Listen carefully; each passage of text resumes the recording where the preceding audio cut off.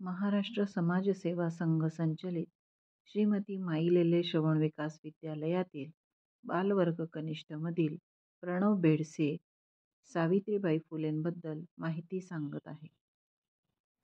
नमस्ते, माझे नाव प्रणव शांताराम बेडसे आहे.